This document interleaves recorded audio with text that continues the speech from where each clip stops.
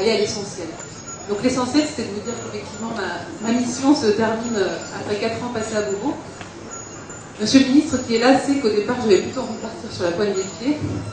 Il peut en témoigner.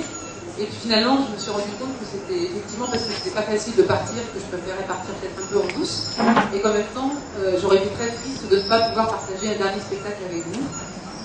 Donc même si c'est compliqué de partir, je crois qu'il y a un proverbe finlandais ou africain qui dit qu'on apprend tous les jours, et même le jour de sa mort, on apprend à mourir. Donc ce soir, je vais essayer d'apprendre à partir. Voilà. Donc pour partir, je voulais surtout vous remercier. C'était essentiellement ça le but de cette soirée.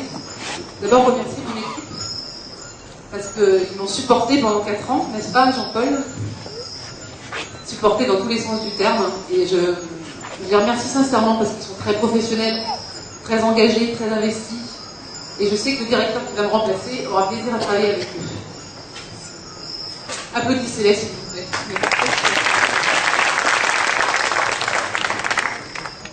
Je voulais remercier bien sûr aussi, évidemment, toutes les personnes avec qui j'ai travaillé. Comme vous êtes nombreux ce soir, je ne vais pas faire la liste, parce que je serai maladroite et j'en oublierai, mais vous allez tous vous reconnaître. On a monté beaucoup de projets ensemble, que ce soit des spectacles, que ce soit des conférences, beaucoup de choses, beaucoup de projets de coopération.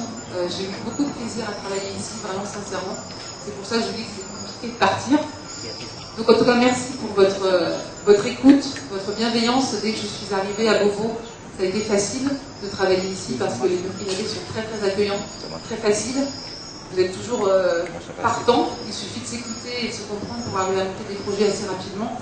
Le projet qu'on a fait avec M. le ministre sur le cirque en est, je pense, un bel exemple. Les artistes de cirque sont là d'ailleurs dans la salle ce soir. Donc vraiment merci aux artistes, merci aux associations, merci au public parce que je sais aussi que dans la salle, il y en a qui venaient très régulièrement voir les spectacles ou à la bibliothèque.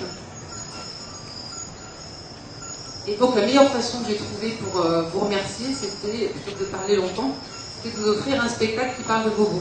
Donc je remercie François Mouline-Bamba qui, il y a peut-être 9 mois, je crois, à peine un an, m'a parlé de ce projet de spectacle. Et je me suis dit, mais voilà, il n'y a pas de hasard, c'est avec ce spectacle que je vais terminer à Beauvau. Donc vous allez voir, il va travailler beaucoup pour écouter, là aussi, recueillir des témoignages, des histoires sur la ville, et pour vous le redonner. Et c'était vraiment le témoignage que je voulais vous rendre, parce que pendant 4 ans, vous m'avez adopté, d'une certaine façon. Donc, ce spectacle parle très très bien de Beauvau, dit tout le caractère paisible, accueillant de la ville. Donc, j'espère que vous allez l'apprécier, que vous allez passer une bonne soirée. Et après, on pourra se retrouver pour boire un verre dans les jardins et danser si vous en avez envie. Voilà, bonne soirée, merci à tous.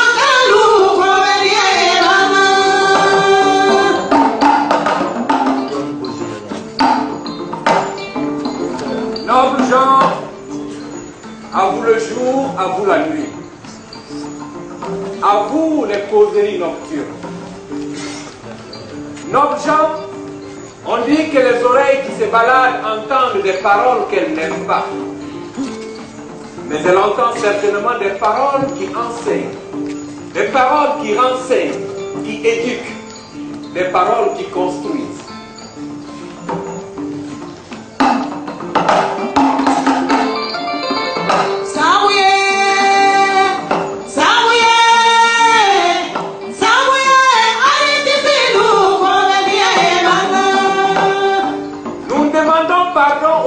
Et aux forces invisibles qui ont vu la naissance de cette belle cité des Sia. Nous demandons pardon à la terre de Bobo Dioulasso. Nous demandons pardon aux esprits et aux marigots. Marigots Oué, marigots coulés d'Afrou et leur source le Dafra. Nous demandons pardon aux silures sacrées de Bobo Dioulasso. Nous nous prosternons devant la mémoire de tous ceux qui ont donné leur vie pour l'émergence et la prospérité de cette belle cité de Sia. Nous disons notre reconnaissance et nos excuses à leur descendance.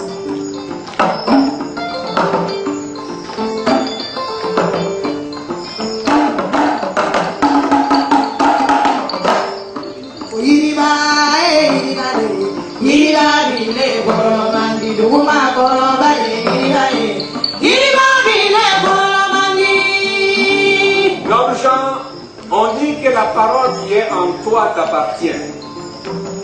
Une fois qu'elle franchit le seuil de tes lèvres, elle ne t'appartient plus. Le vieux Salia Samou m'a dit, parler de l'histoire de Bobo Dioulasso, c'est comme ramasser une boule de beurre de qualité qui est tombée par terre. Forcément, il y aura un peu de sable qui va suivre. Le vieux Gansou Traoré, lui, m'a dit ceci. Parler de l'histoire fondatrice de Bobo Dioulasso, c'est comme dépecer un tigre. Pour ouvrir l'animal, il faut déchirer la peau. En déchirant la peau, le couteau va forcément couper du noir, il va couper du blanc.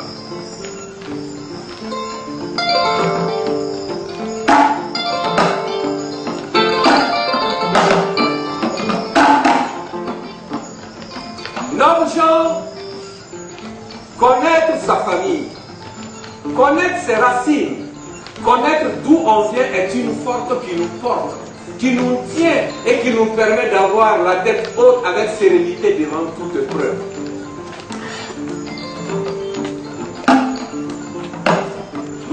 pas la prétention de connaître, de détenir la vérité sur l'histoire de Bobo Dioulasso.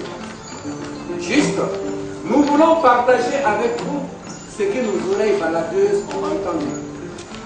Si ces histoires vous touchent, faites-les une place dans vos cœurs afin qu'elles vivent. Si ces histoires heurtent vos sensibilités, excusez-nous, on ne l'aurait certainement pas fait exprès. On dit que la parole n'a d'importance que s'il y a des oreilles pour entendre. Merci donc de nous prêter vos oreilles pour ce petit voyage dans l'histoire historique des siens. Merci. Merci.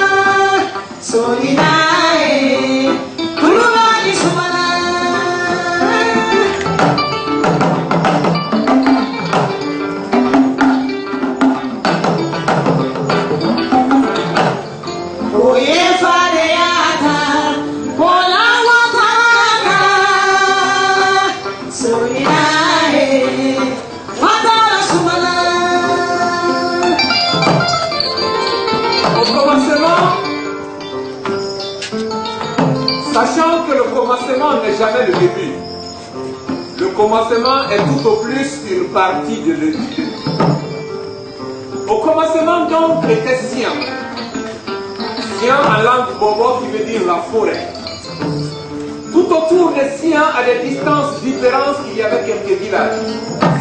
Birima, Turuma, Donona, Koua, Konsama et certainement bien d'autres. On dit qu'il est venu du Mandé. On dit qu'il avait un pouvoir divinatoire. On dit qu'il avait fait un songe et que ce songe lui disait que s'il s'installait à Sian, il y aurait la paix, il y aurait la prospérité, il y aurait le bonheur. C'est l'ancêtre. L'ancêtre, c'est comme ça on l'appellera, parce que les anciens qui m'ont raconté ces quelques histoires m'ont dit, vous le comprendrez plus tard, qu'on ne peut jamais l'appeler par son nom et son prénom. L'ancêtre avait un jeune frère avec qui il était très très proche. Le jour que l'ancêtre a décidé d'aller dans sa longue marche en quête de Sian, son jeune frère était à Gomito. Gomito est un village situé à une vingtaine de kilomètres à l'ouest de Guinée. Le jour que l'ancêtre a décidé d'aller à la conquête de Sian, son jeune frère n'était pas là. Cela devait-il se passer comme ça? Cela était-il écrit comme ça? Toujours est-il que l'ancêtre est parti sans son jeune frère. Mais des gens comme l'ancêtre ne voyageaient jamais seuls. Il a entrepris sa longue marche vers Sion. C'est donc accompagné de foules nombreuses qu'ils ont marché. Ils ont marché et ils sont arrivés à Satyri. La marche du Mandé jusqu'à Satyri était longue et épuisante. Ils sont restés à Satyri pour se reposer un peu. Il y a une partie des accompagnants de l'ancêtre qui ont décidé de rester à Satyri. L'ancêtre a accepté. Avec sa bénédiction, ils s'y sont installés. C'était les Traoré. Merci, Traoré.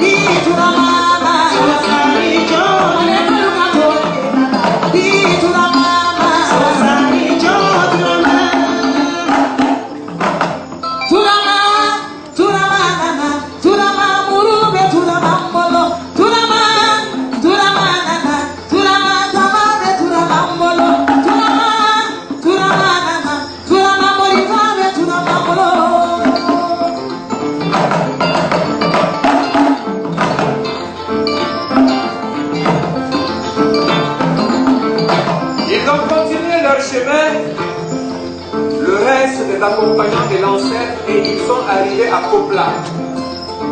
Kopla est un village situé à une trentaine de kilomètres d'ici, à la sortie est du Bobo-Dioulasso. À Kopla, l'ancêtre n'est pas resté longtemps. Il a continué son chemin et il est arrivé à Timina. À Timina, l'ancêtre s'est installé un peu plus longtemps.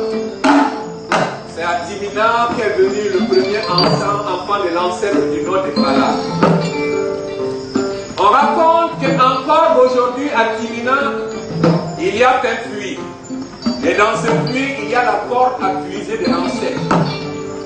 Si tu as une entreprise, par exemple, tu veux marier ta femme, ou bien tu as un projet d'enfant avec ta femme, tu vas dans le puits, tu formules tes vœux et tu essaies de tirer sur la corde. Si tu arrives à tirer sur la corde jusqu'à épuisement, c'est que ton entreprise sera bon vent, ça va bien marcher. Mais si ton entreprise ne va pas marcher, tu ne pourras même pas tirer une seule fois sur la corde. Le vieux m'a dit qu'encore aujourd'hui à Timina, il y a la lance de l'ancêtre qui est adossée à un arbre. Si tu veux voir que ton entreprise marche ou pas, essaie de tirer sur la lance. Si l'entreprise va marcher, tu arriveras certainement à bouger la lance. Mais si l'entreprise ne va pas marcher, la lance ne bouge pas. Pourquoi l'ancêtre a laissé la corde à puiser et la lance à Timina? Ça, c'est une autre histoire. Toujours est-il qu'au bout d'un certain temps, l'ancêtre et ses accompagnants ont continué leur chemin. Ils sont arrivés à Bari. À Bari, il y avait un peuple du nom de Sangaré. Sangaré n'était pas un homme ordinaire. Sangaré, flaqué Sangaré. Hey!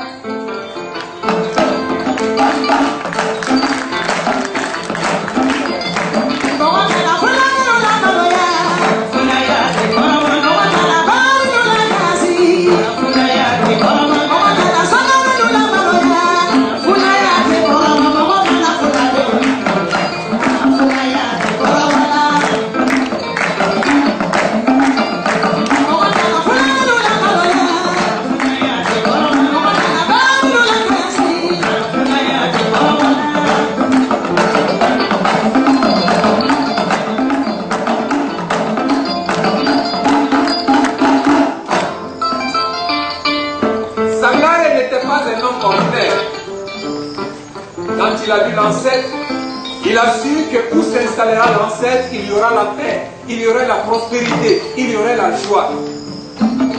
Sangaré a décidé de suivre l'ancêtre. Sangaré avait une femme, et cette femme avait un bébé. Le bébé s'appelait Yor.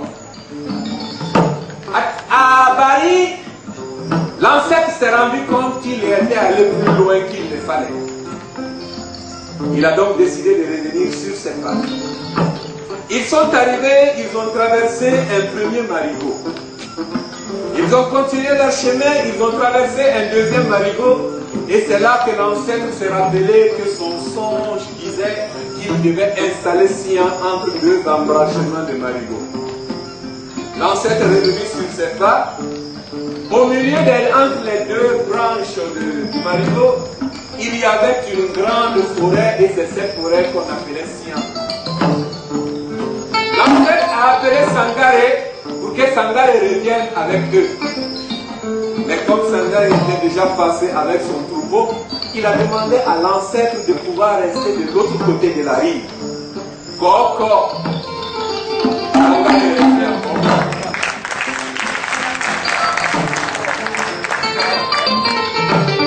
Sian était rempli de génies. Pour s'installer, l'ancêtre a combattu les génies. L'ancêtre a vaincu les génies. Mais les génies sont partis fâchés. Alors ils ont dit, quiconque appellera le nom de l'ancêtre sur cette ville mourra. C'est depuis ce jour qu'on n'appelle plus le nom de l'ancêtre sur cette ville. L'ancêtre a construit une grande maison qu'il a appelée Konsa, la grande maison. Durao Kasoba. Durao Auniche Aunibra.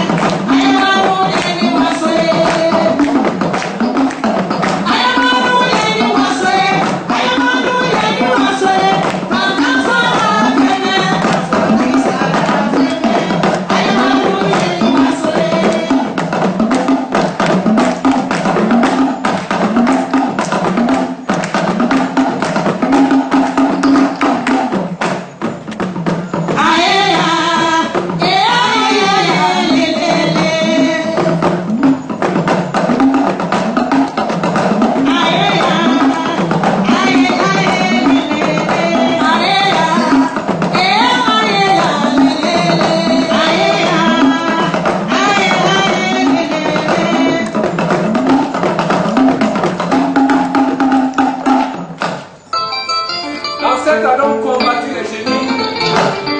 Avec cette malédiction, personne n'a jamais pu appeler le nom de l'ancêtre depuis ces jours-là. Les vieux qui m'ont raconté cette histoire m'ont dit que sinon à Durasoba, il y a toujours un vieux qui connaît exactement le nom et le prénom de l'ancêtre. Mais il ne le dit que sentant sa mort venir. Et dès que cette personne confie le nom et le prénom de l'ancêtre à son successeur, le nouveau soleil s'élevant ne le trouve pas en vie. La peur aidant, même les enfants de l'ancêtre, les gens ont eu peur de les appeler avec le nom de l'ancêtre. Ils ont donc appelé les enfants de l'ancêtre Sianon, les enfants de la forêt. C'est la mauvaise écriture du blanc qui a amené ça nom. Sinon c'est Sianon.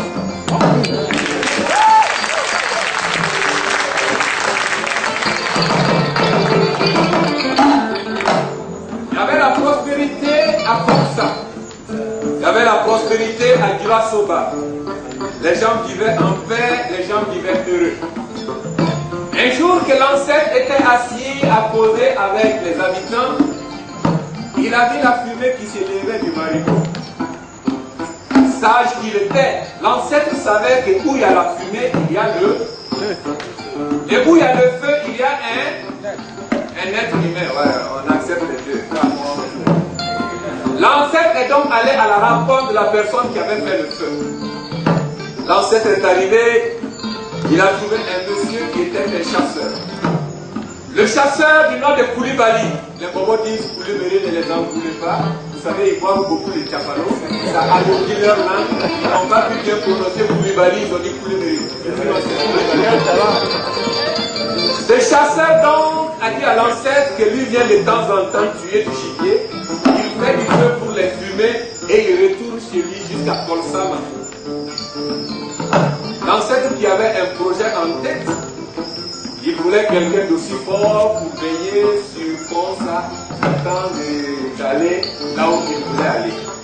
L'ancêtre a donc demandé aux chasseurs, au lieu de se fatiguer à faire toute cette distance tout le temps, pourquoi ils ne viendraient pas s'installer avec eux à Consa.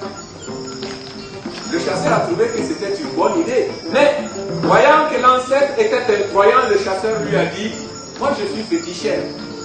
Si tu m'invites, je ne pourrai pas venir seul. Non seulement je viendrai avec ma famille, mais je viendrai avec mes fétiches. Car cela ne tienne, ce n'était pas un problème pour l'ancêtre, il a permis de venir. Koulibaly est donc allé chercher famille et fétiches, il est venu pour s'installer à Konsa. L'ancêtre lui a donné une place. Il lui a donné une place sous un arbre, l'Alphazia africana, appelé en Djoula Lengue, Lengue Yiri. Si on le dit en bobo, c'est le Kibi, Kibi Doué, et c'était le deuxième quartier de Konsa.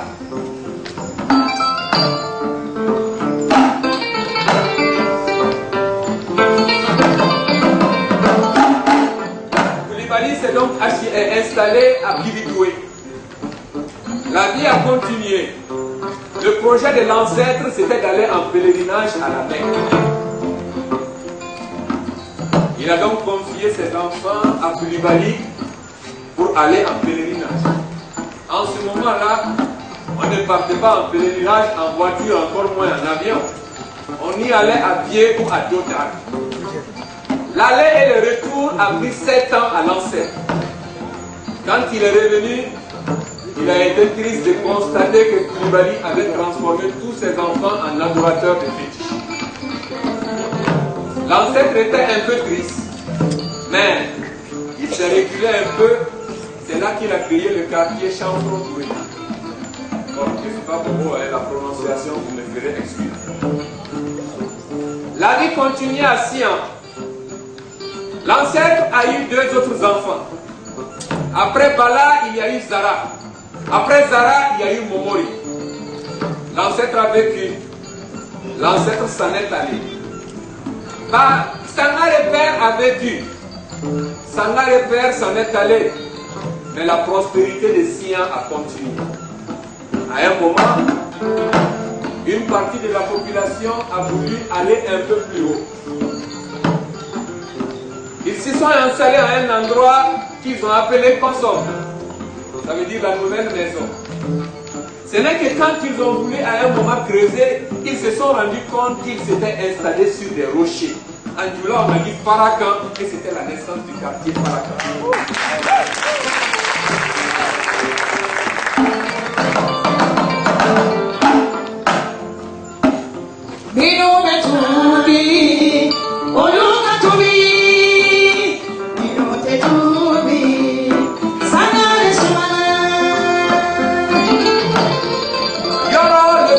Sangaré était maintenant installé avec son troupeau au milieu de la population.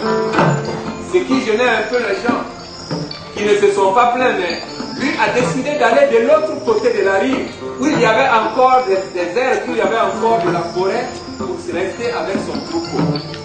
Comme lui aussi s'est installé de l'autre côté de la rive, vers là où il y a l'actuel tournoi, pour faire la différence entre l'après-marigot du père et l'après-marigot du fils, on a ajouté le prénom du fils à l'après-marigot, ça a donné Yoro Koko.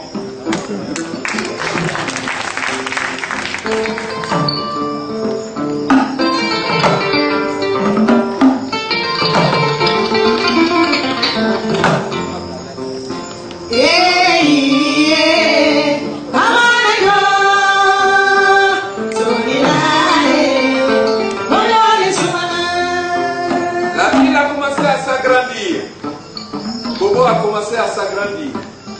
Sian a commencé à s'agrandir. Et encore aujourd'hui, cette ville continue à s'agrandir dans la paix, dans la joie et dans le bonheur.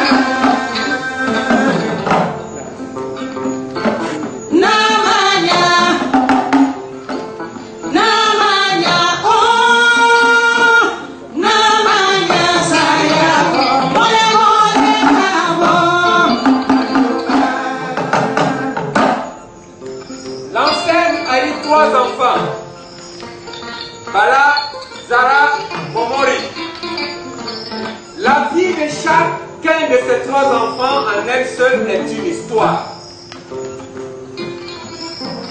Et nous allons prendre le dernier des enfants, Momori. Momori, à son tour, a eu 4 fils. Tiamoroba, Molo, Sumiri, Sumiri Soro. La vie de chacun de ces 4 enfants en lui seul est toute une histoire.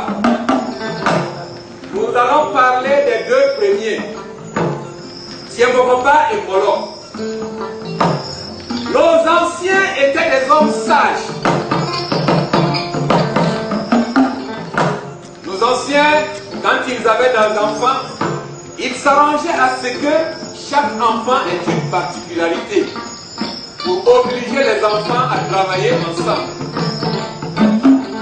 Il y a un qu'on préparait à la chefferie, il y a un qu'on préparait aux négociations, il y a un qu'on préparait au combat. En tout cas, les anciens s'arrêtaient toujours pour qu'il y ait des enfants qui fassent des choses différentes et qu'ils soient obligés de travailler ensemble pour trouver une unicité.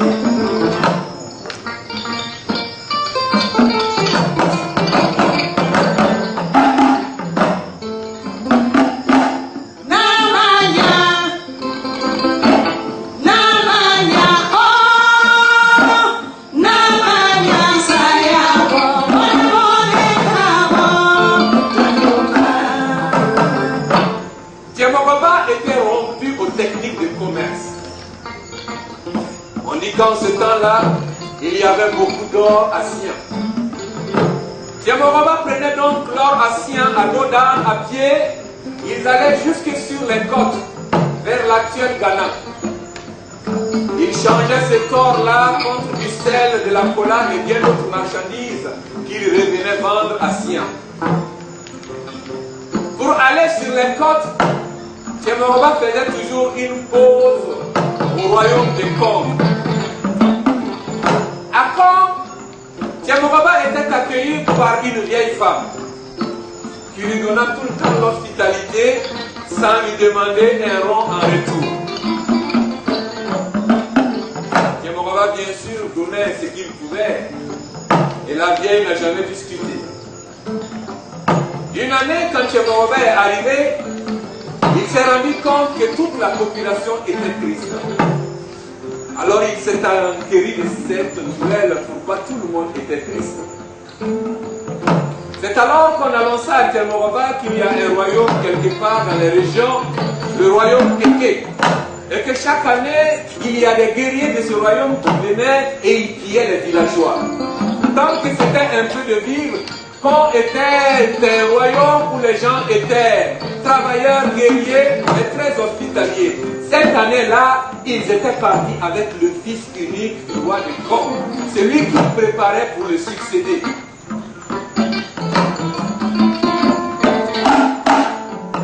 Tiamoroba a donc dit au roi du Kong de se patienter, de lui permettre d'arriver à Sian.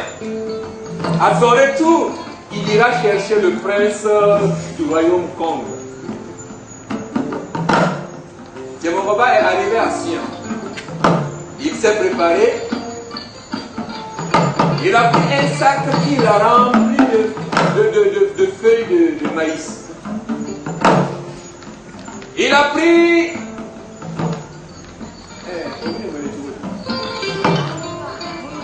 Moulouna. Et comment on l'appelle en français? Il a pris l'homogénisateur et il a rempli son sac avec les feuilles de maïs. Il est retourné à Kong. Quand on a annoncé l'arrivée de Tiamoroba à Kong, la population est sortie pour l'accueillir. Quelle fut la surprise du roi de constater que Tiamoroba était seul et surtout il n'avait pas d'armes. Il dit, mais comment tu pourras me ramener mon fils si tu n'as pas d'armes derrière, si tu n'as rien? Tiamoroba lui a dit, je t'ai promis d'aller chercher ton fils. Je ne t'ai pas dit que j'irai combattre pour te ramener ton fils. C'est donc muni de son... Vous voyez que vous ne suivez pas l'histoire. C'est donc suivi de son... Voilà, les deux marchent. Et les feuilles de maïs qu'il a entrepris sa longue marche à la recherche du prince du royaume de Kom. Dans chaque village que Tiamoroba arrivait, il criait « Réparateur de calebasses! Réparateur de calebasses !» Là, on peut le vérifier. Toutes les femmes qui sont dans la salle peuvent témoigner. Toutes les femmes ont quelque part une vieille calebasse cassée dont elles ne veulent pas se séparer. Donc, il avait marché. Quand Tiamoroba réparait les calebasses, on lui demandait ce qu'il voulait comme pareil. Il demandait juste un peu d'arachide, un peu de pois chiches et un peu de braise. Quand on lui donnait tout ça, il se mettait à griller les arachides et les pois chiches et il invitait les enfants à manger. Et c'est ainsi qu'il surveillait, il regardait chaque enfant. Parce que les habitants de Kom ont un signe particulier. Toutes les ethnies l'avaient, mais pour eux, c'est voilà, 3 griffes comme ça. C'est ainsi que de pas en pas, Tiamoroba est arrivé dans un village où il a trouvé le prince du royaume de Kom. Avec la complicité d'un grand chasseur de ce royaume-là, il a pu ramener le prince au royaume de Kom. Le roi Kom était très très content. Alors il a demandé à Tiamoroba ce qu'il voulait comme récompense. Tiamoroba lui a dit, depuis que je traverse le royaume de Kom, personne ne m'a jamais arrêté pour me dire d'où je viens. On m'a toujours accueilli comme un fils d'ici. Je ne peux rien demander, je n'ai fait que mon devoir. Le roi du royaume de Kom a insisté. Je vais forcément t'offrir quelque chose. Dis-moi tout ce que tu veux. Alors Tiamoroba a dit, je voudrais que tu me fasses la cicatrice raciale que portent tous les habitants de Kom. Le roi a donc ordonné qu'on fasse ces cicatrices à Tiamoroba. On a fait ces cicatrices à Tiamoroba et le roi a dit, Tiamoroba, quel que soit l'endroit de la terre où tu seras, si tu vois une personne avec ses marques sur la joue, appelle la personne Ouattara. Si la personne ne répond pas, tranche-lui la tête. Ouattara ou Amitié.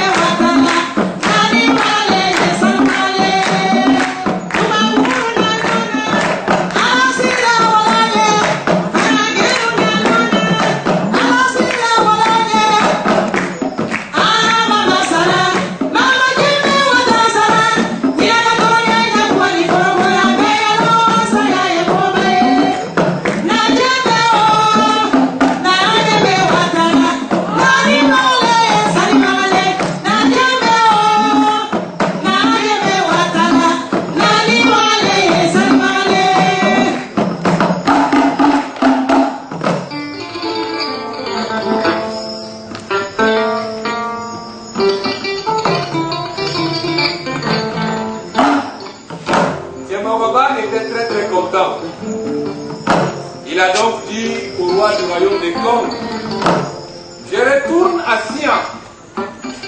Cette fois, je reviendrai avec des guerriers. On ira jusqu'au royaume Keke. Et je peux t'assurer qu'à partir de ce jour, les Keke ne viendront plus emmerder qui que ce soit. Le roi est venu à Sian. L'armée de Molo et quelques guerriers sont allés. On les a ajoutés quelques grands guerriers de Kom. Ils sont allés au royaume Keke. Ils ont combattu les Keke. Ils ont vaincu les Keke. Le royaume Keke, c'est l'actuel Bouaké. C'est depuis ce temps que Bouaké faisait partie de Bobo Dioulasso. Le Dieu qui m'a raconté cette histoire m'a dit, François, qui que ce soit dit que Bouaké faisait partie de Bobo. Si la personne ne croit pas, amène-le moi, je lui dirai la vérité.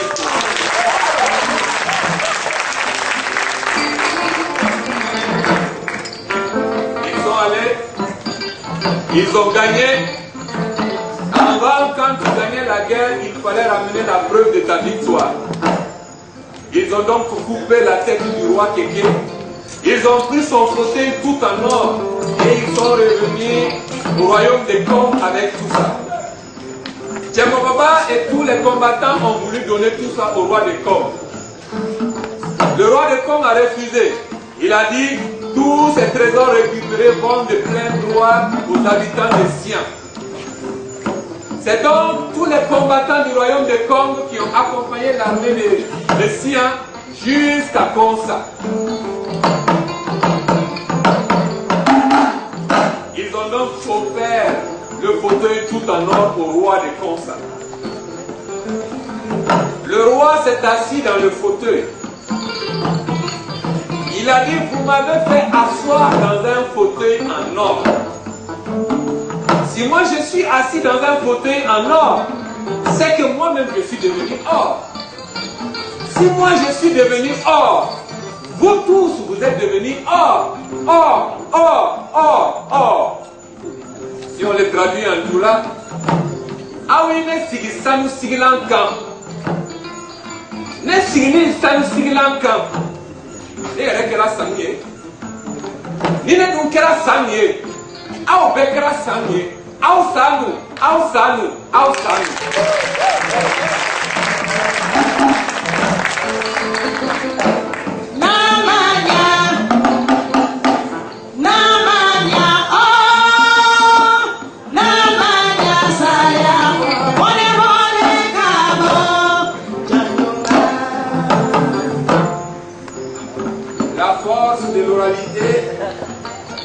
C'est la diversité dans sa précision.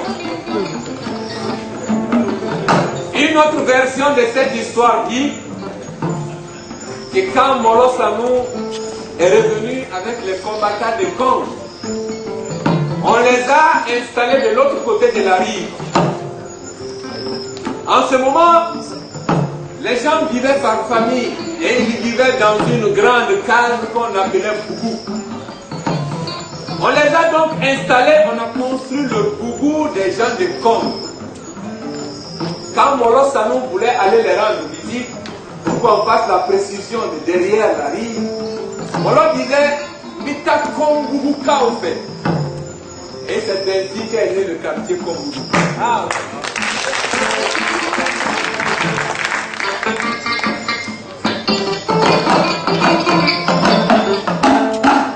Cette version dit donc que quand Molo voulait payer les combattants de Kong, il les payait en or. Les combattants de Kong appelaient donc Molo Sanou Molo. Molo Sanou. Et c'est ainsi que toute la descendance de Molo a porté le nom Sanou, qui veut dire or.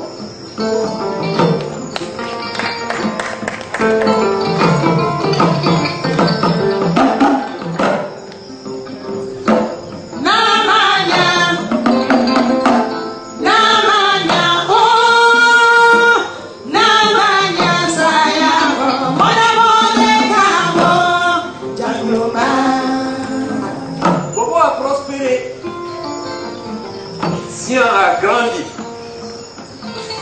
jusque dans les temps modernes. On raconte que le vrai Tounouma, le village Tounouma, était situé entre l'actuel commissariat central de police et l'actuelle mairie centrale. C'est le déguerpissement à l'arrivée du colon pour faire les choses, on les a amenés de l'autre côté où il y a le Tounouma actuel. On dit qu'une partie de cette population s'est retrouvée à Kunima. En fait, avant, Kunima partait des falaises du Gafra jusque sur la lignée du camp militaire. Tout le camp militaire faisait partie de Kunima. Et c'était un endroit où il y avait énormément d'herbes et énormément d'arbres. La partie de Tounouma qui s'est retrouvée là-bas, qui vivait là-bas, un jour, le roi de Kunima se promenant a rencontré un de ces gens. Il lui dit, mais qu'est-ce que vous faites dans la forêt comme ça? Pourquoi vous vivez ici comme ça? Et le gars lui a dit, Ambolomako, ce n'est pas de notre ressort, et c'est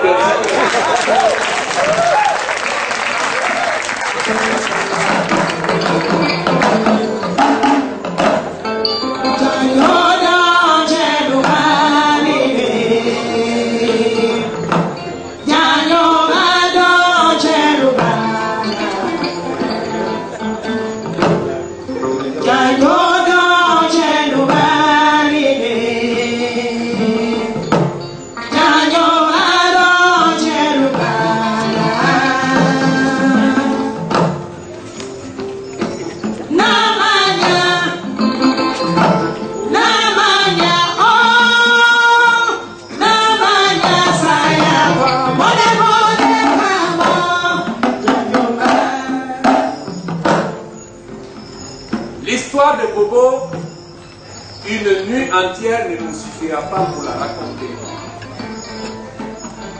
Cette nuit ne nous suffira pas pour la raconter. Un mois, une année ne nous suffira pas pour raconter cette histoire. Les connaisseurs de cette histoire voudront bien nous excuser d'avoir fait quelques fenêtres juste pour montrer un pan de toute la grandeur, l'immensité de l'histoire qu'il y a. On dit, une partie de l'histoire dit que depuis bien longtemps, un lien ancestral existe entre les habitants de Sikasso et les habitants de Sian. Je vous ai dit tantôt que les gens d'autrefois étaient des gens bien réfléchis et ils savaient ce qu'ils faisaient. Donc quand ils sont arrivés pour la première fois de Sikasso, ils ont installé des gens à un endroit qui était l'embrachure du chemin pour aller à Sikasso. Ce quartier existe là encore de nos jours. C'est le quartier où je suis né, c'est le quartier de Sikasso-Sira.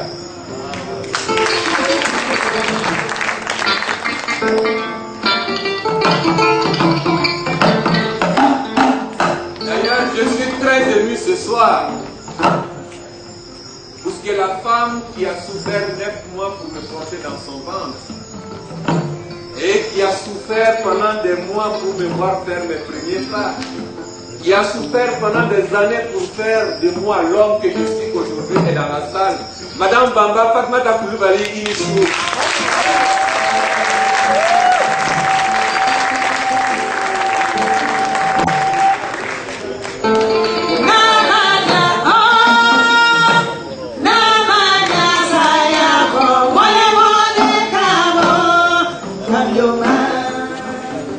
La ville a prospéré. On dit que là où il y a l'actuelle bourse du travail, c'était un vrai rebelle bobo qui était là-bas. Un vieux, quand il prend son chapalo, attention, il ne faut pas le provoquer. On a déguerpi les gens, lui il a refusé, il a dit je ne bouge pas, je reste ici. Comme les gens respectaient les gens avant, on l'a laissé là-bas, on ne l'a pas forcé. On m'a raconté que c'est dans les années 50, à partir de 53, je crois qu'il est décédé. Et c'est seulement après son décès qu'on a cassé la maison et on a construit la grande maison qui fait office de bourse du travail. C'est pas pour rien que c'est les gars qui sont dedans, ils ne sont pas faciles. Hein? Un big up à tous les gens qui luttent pour l'honneur et la survie des travailleurs.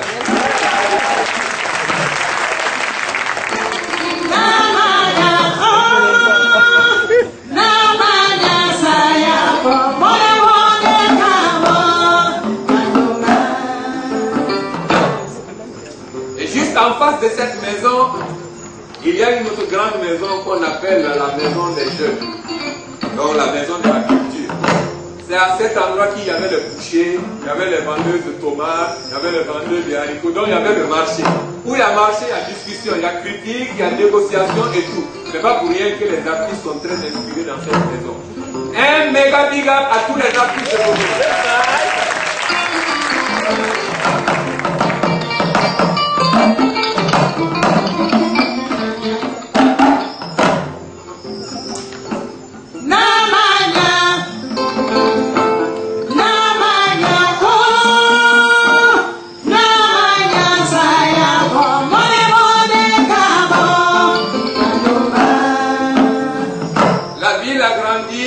Continue de grandir. Il y a eu les quartiers plus récents. Ouézanville, Ouézan c'est le nom du blanc qui a supervisé le lotissement. Pour le rendre hommage, il paraît que c'était quelqu'un de bien. On l'a appelé Ouézanville. Akarville, c'est M. Akar qui a supervisé le lotissement. En souvenir de M. Akar, on a appelé Akarville. Si on a grandi, Bobo a grandi et elle a englouti tous les villages alentours qui sont devenus pour certains des quartiers. Je voudrais dire ceci à tous ceux qui foulent le sol de Bobo Dioulasso. Et je rappelle à tous les enfants dont leurs placentas comme moi sont plantés dans le sol de Bobo Dioulasso. N'oubliez jamais le fondement de cette ville. Cette ville est fondée sur la paix. Cette ville est fondée sur la joie. Cette ville est fondée sur la prospérité. Nous Nous n'avons pas le droit, nous, héritiers des anciens, de casser ça de cette ville. Merci.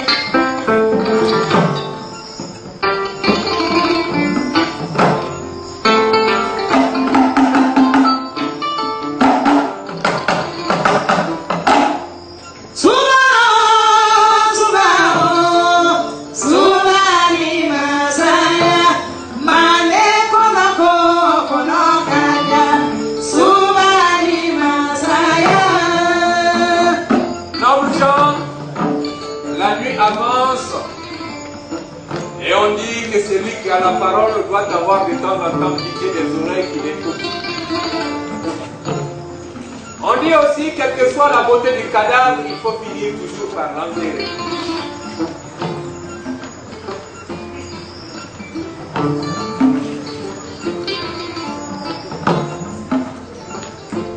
Noble gens, nous n'allons pas finir ce moment de causerie sans rendre hommage à un grand homme qui a beaucoup fait pour cette définition. Je vais parler de l'imam Sakidi. Il y en a qui disent qu'il est Traoré, il y en a qui disent qu'il est Sanou. C'est encore une des précisions dans la diversité de l'oralité.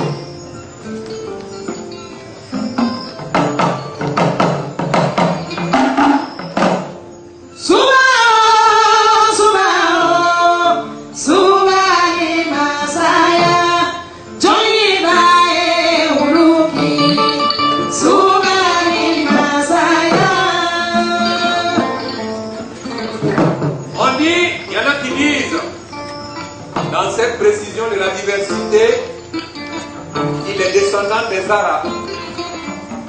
Il y en a aussi qui disent que c'est le petit frère de l'ancêtre qui est arrivé, que c'est un des arrière-petits-fils du petit frère de l'ancêtre.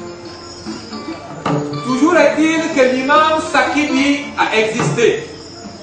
Là encore, c'est la malprononciation des bobos avec un peu de diapalo qui a amené Sakidi. Sinon, c'est Saïdi, qui veut dire en arabe monsieur. Bon, on les en veut pas, on va garder Sakidi. Les bobos l'applaudissez, je vous fais un cadeau.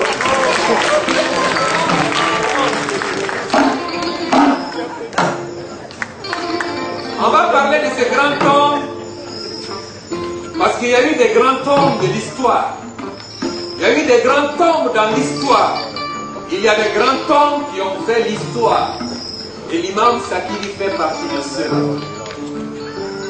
Je ne dis pas que c'est le plus grand. Je ne dis pas qu'il en a fait plus.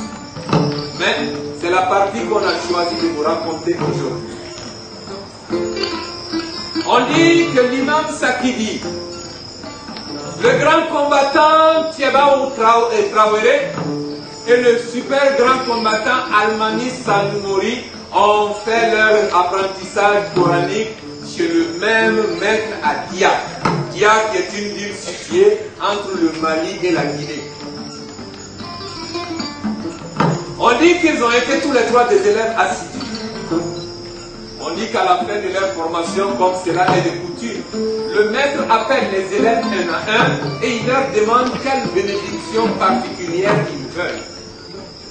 Samori, qui était le plus ancien, est rentré en premier. Il a demandé au maître coranique de lui faire une bénédiction pour qu'il soit un combattant, un guerrier tellement puissant que le monde entier parle de lui. Il a eu sa bénédiction.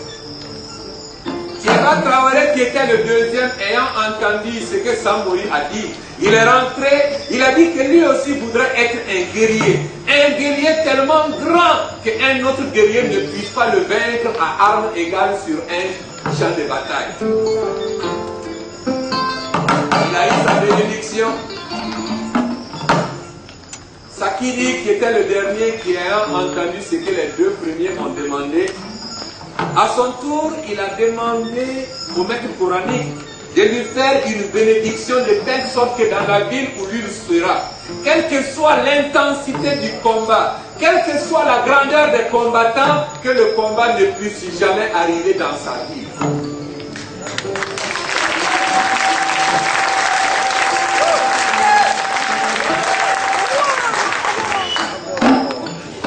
Il a eu sa bénédiction. Pour ceux qui connaissent l'histoire, ils savent qu'aucun grand combat ne s'est passé dans Sia, dans Bobo-Dioulasso.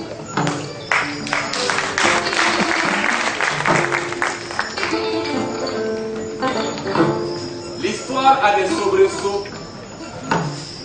Il faut raconter l'histoire.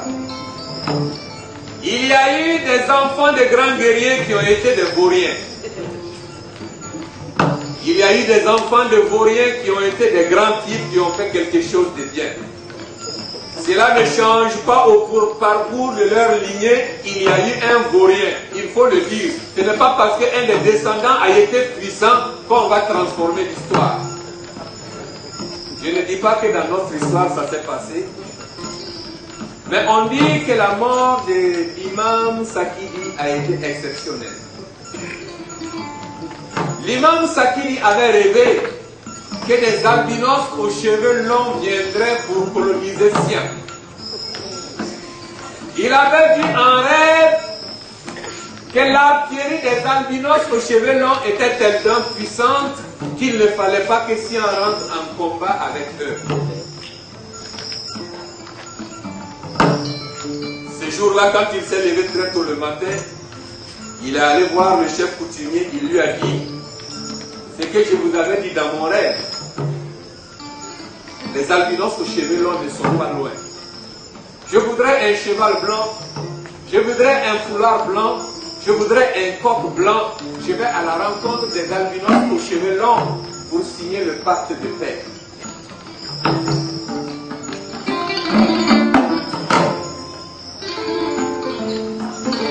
Si on veut raconter toute l'histoire, on va bouleverser le déroulement de la soirée. Mais cette histoire est intéressante. Ces moments de racontage sont intéressants. Ça nous permet, nous, conteurs, nous, spectateurs, de revenir voir le spectacle et de voir une autre version. Je vais continuer donc avec cette version.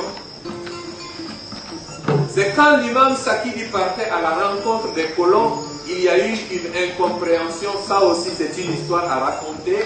Mais c'est à ce moment que le premier coup de canon est arrivé. Quand c'est tombé dans Sia Boudu, les bobos là n'avaient jamais entendu ça. Hein? C'était la panique dans Bobo.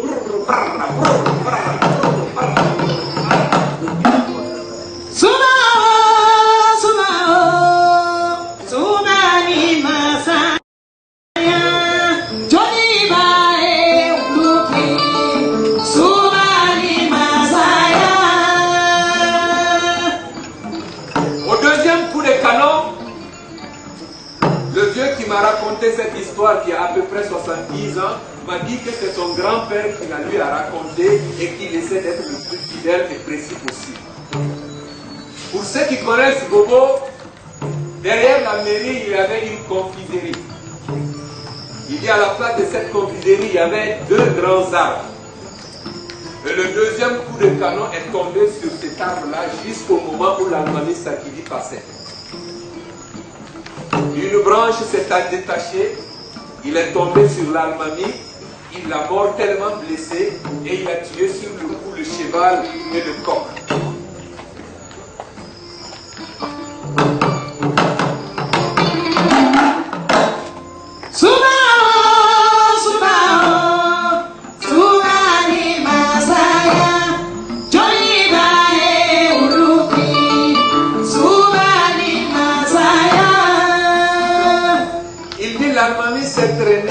Il s'est traîné devant la Marie, la première partie de terre remplie de fleurs qu'il y a un grand arbre. Il dit c'est sous cet arbre, en tout cas à cet endroit-là, que la population de Sian est sortie trouver l'Almanie. Ils l'ont pris, ils l'ont emmené dans la mosquée. Ah, je ne vous ai pas parlé de la construction de la mosquée. Vous voyez, ça, c'est encore une autre histoire.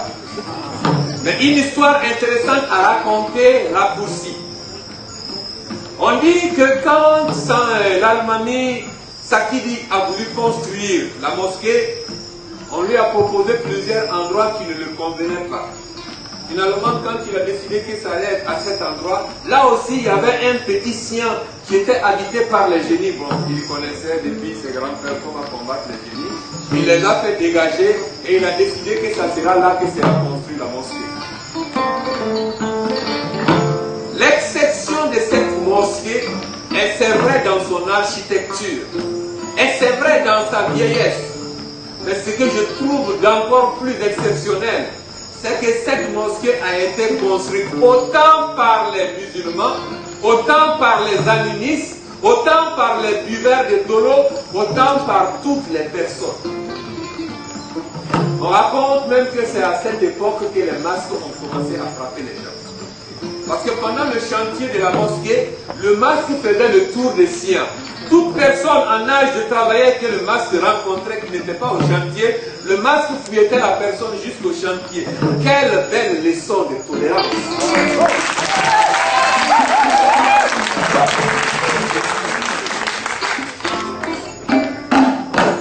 Moi je crois en Dieu. Je sais qu'il y a un Dieu. Ce Dieu est tellement puissant pour moi que je ne pense pas qu'il puisse y avoir un seul chemin pour aller à lui. Je ne contredis rien, c'est ma petite croyance personnelle. Ce Dieu est tellement puissant pour moi que s'il voulait nous convertir par la force, il lui suffit de placer un ange à l'ouest, un ange à l'est, un ange au nord et un ange au sud, et il leur dit rendez-vous au milieu de la terre à midi, convertissez-moi toute la population en 1 heure, les anges le sont. Mais si lui, l'omnipotent, si lui, l'omniscient, si lui, l'omniprésent nous laisse libres de notre choix, nous, humains, n'avons pas le droit d'imposer quoi que ce soit à qui que ce soit. C'est la petite phrase.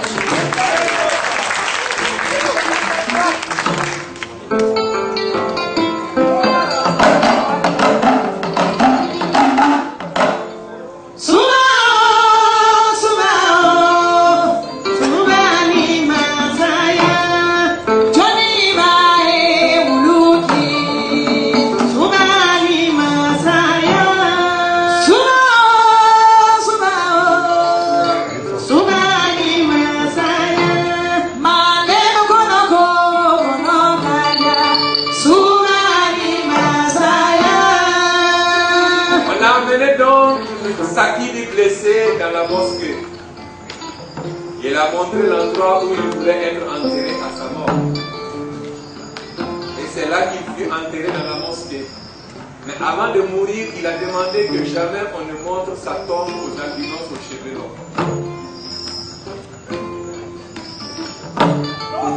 Vous allez certainement pensé, mais pourquoi ils nous racontent une histoire triste pour finir leur récit? Pour nous,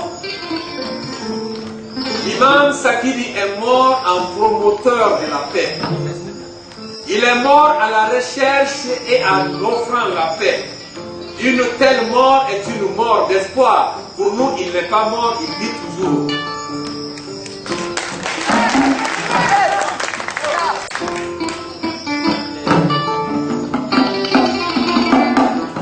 Quand les colons sont rentrés dans Bobo, ils ont vu le cheval blanc, ils ont vu le foulard blanc, ils ont vu le coq blanc, ils ont su que les gens de Bobo les accueillaient en amis. Mais le mal était déjà fait.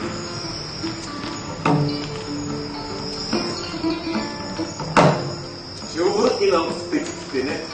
Il y a un vieux qui m'a dit qu'il croit que c'est la première fois qu'un blanc et une habitante de Sia ont été ensemble.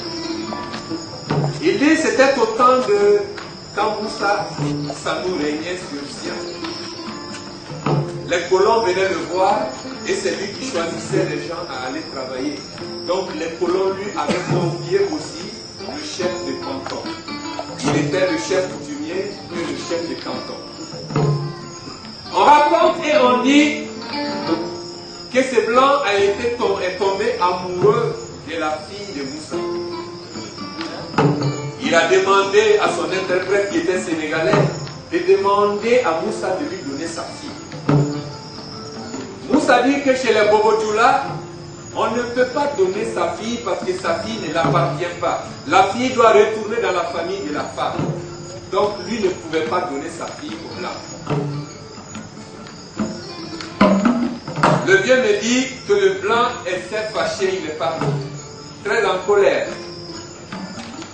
Et Souro Sanou a appelé l'interprète du blanc.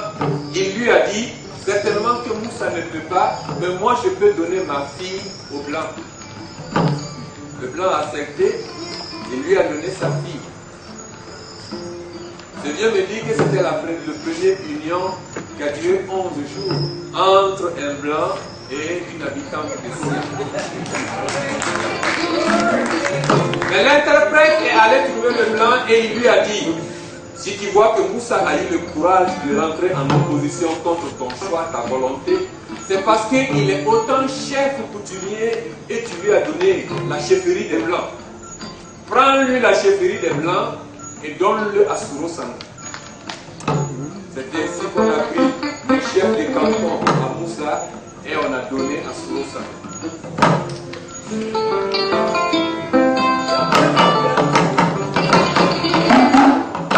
Noble Jean, excusez-moi les griots. Noble Jean, si nos paroles vous ont touché, faites-les une place dans vos cœurs afin qu'elles y vivent. Si nos paroles ont heurté votre sensibilité, voilà, excusez-nous dès qu'on n'a pas fait exprès.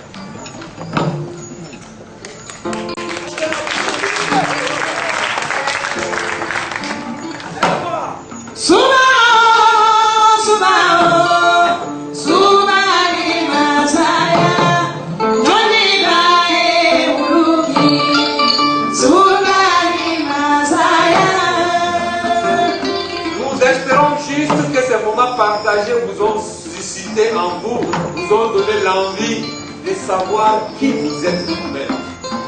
Et après de savoir qui est votre famille, d'où elle vient. Et ensuite de savoir d'où vient votre quartier, votre ville, votre pays, votre continent. Quelle est l'histoire du monde? Qu'est-ce qui nous lie au monde?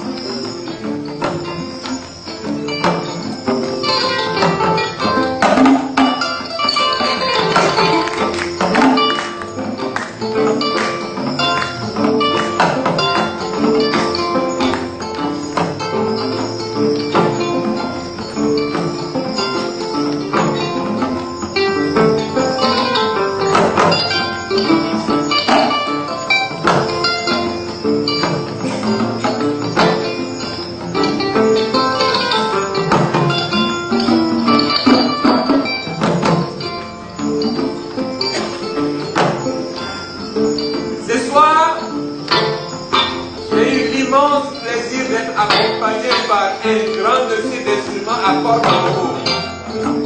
J'ai nommé Isiaka Sanogo.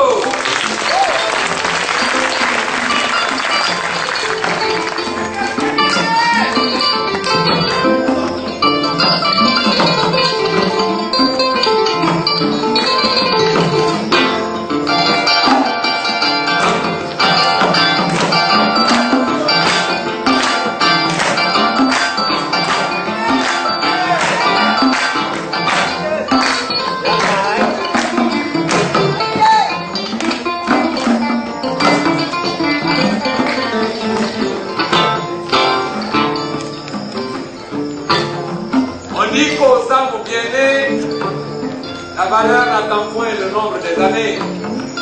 Il est jeune, mais combien talentueux. Cheikh Omar Kouyaté Tama.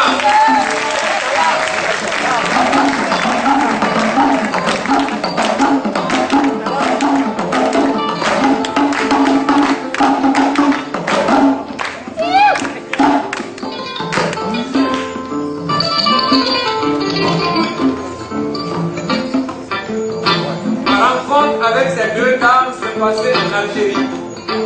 C'est un projet que portait le vieux Sophie Kouyaté, paix à son âme. Quand j'ai vu ces deux femmes-là, j'ai rencontré deux amis. Mieux, j'ai rencontré deux sœurs. Encore mieux, j'ai rencontré deux jumelles. Et mieux encore, ces deux femmes se vouent un tel amour que je me suis toujours dit qu'elles se marieront au même homme.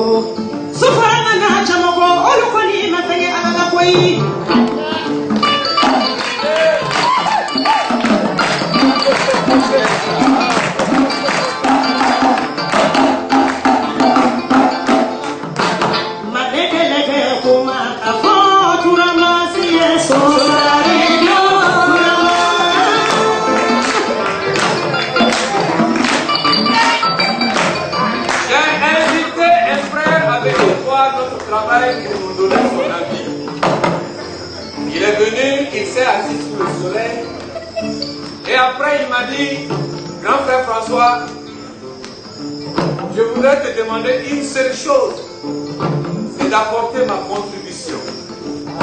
Pascal!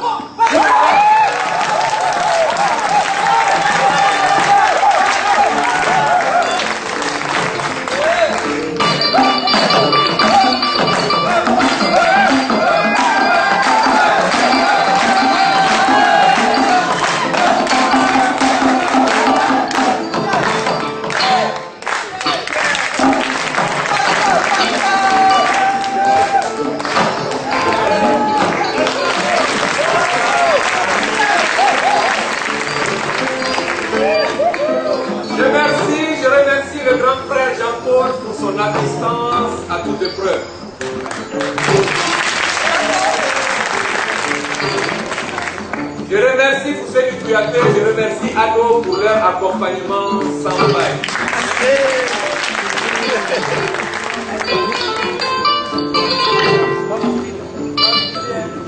Il y a les directeurs de CCF, quand on pensera à eux, c'est parce qu'on aura vu le minibus passer, c'est eux qui l'ont acheté. Les directeurs de CCF, quand on pensera à eux, on aura vu la voiture de fonction de la directrice ou du directeur de CCF. Pour nous artistes, chaque fois quand on sera en résidence sur cette belle scène couverte, Christine Mallard, ne sois pas étonné que où que tu sois, ton corps commence à frémir, à commencer à t'écouter, à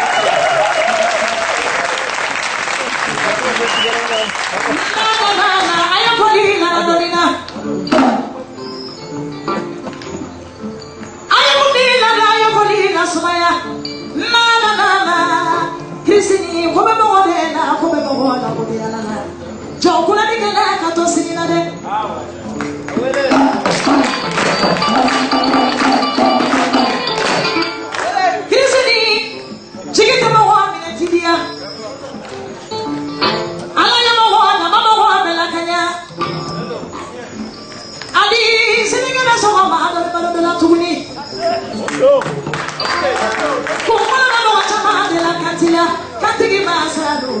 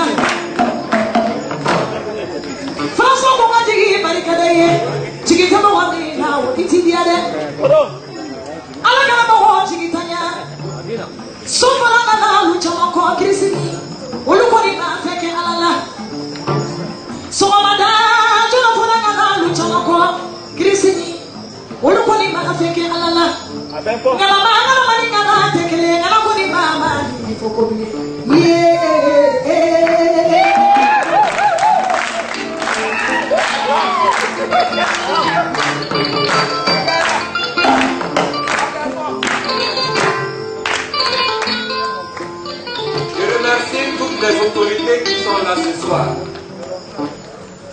Je remercie le secrétaire permanent de la SNC. Je remercie le directeur régional de la culture. Je remercie monsieur le gouverneur. Je remercie tous les autres que je remercie particulièrement monsieur le ministre. Mais moi je vais dire monsieur Soumalo Traoré. Parce que ce n'est pas la fonction de ministre qui nous intéresse ce soir. Ah ouais? C'est l'homme. Yes!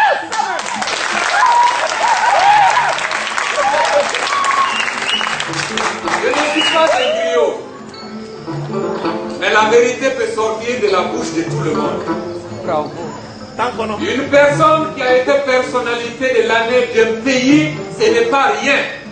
Il devient un miroir. Il devient une lumière vers qui tous les autres doivent regarder. La jeunesse de Bobo,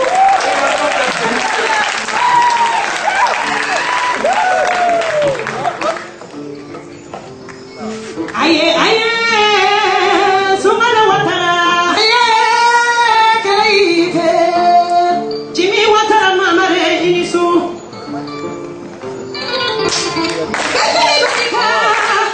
Soumalo Ouattara, Soumalo Ouattara, aïe, Soumalo Ouattara, Inisou.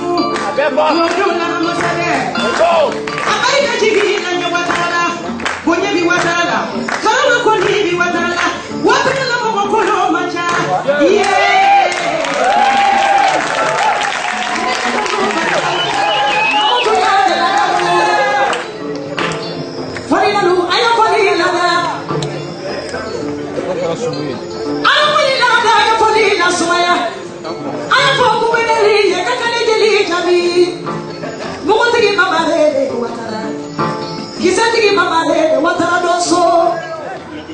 Jimmy Ouattara, Mamare.